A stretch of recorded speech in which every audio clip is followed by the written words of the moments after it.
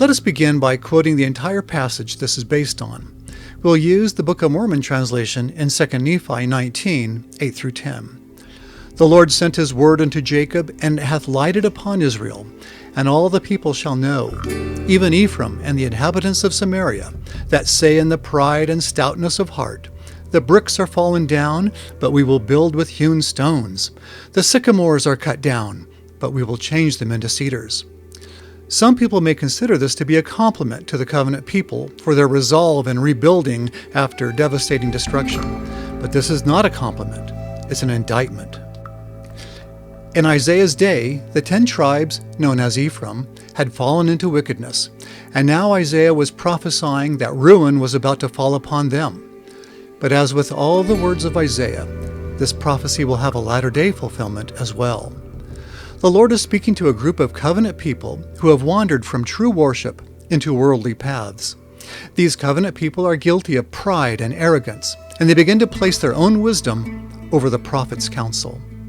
Isaiah says, even Ephraim, but in the Hebrew it emphasizes Ephraim. It means especially Ephraim. Even today, Ephraim is the dominant tribe in Israel. It's the ruling group with authority and power. Ephraim leads the covenant kingdom. But unfortunately, some of its people, and perhaps many, love the things of the world more than the things of God. And now, like Ephraim of old, they prize their own counsel over that of the prophets. Isaiah says that all the people shall know.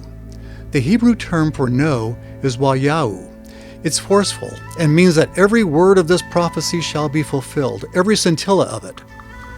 This word is often used in declarations like, they shall know that I am the Lord.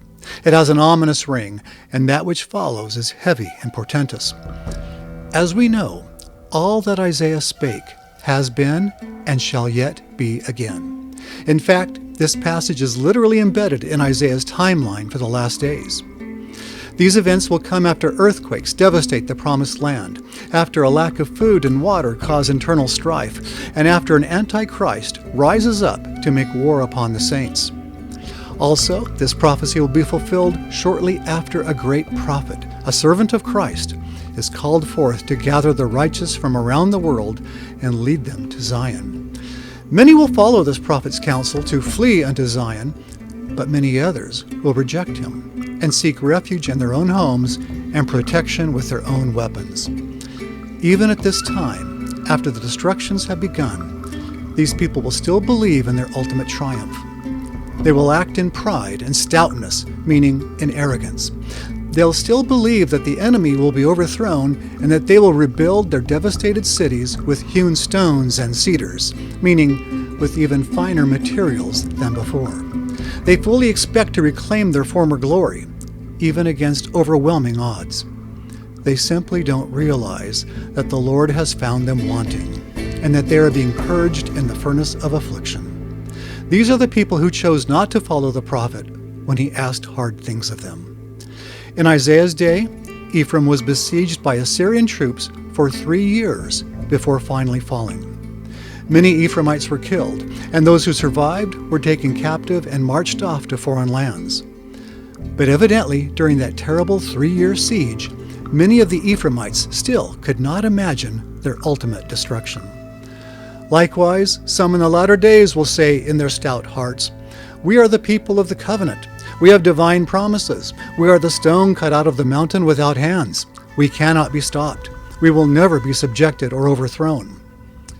It does not seem to occur to them that the Antichrist has power as well, perhaps even greater than that of the half-converted. It does not seem to occur to them that their promises were always contingent upon their faithfulness, upon their following the prophet. Because these people believe so firmly in their own righteousness, they believe they will yet overthrow their oppressors, when in fact, their woes have just begun. These people still believe in their power to turn things around, to rebuild their cities and homes with even greater grandeur. As they will learn, however, their words are hollow.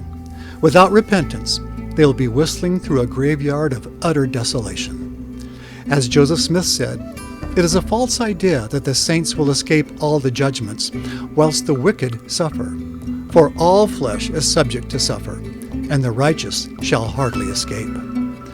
Yes, The righteous shall hardly escape, but many of them will escape if they follow the prophet, no matter how hard, no matter how strange his counsel may seem at the time. And those faithful souls will eventually make their journey to Zion and have their abode in New Jerusalem with Christ and Enoch and all their holy people.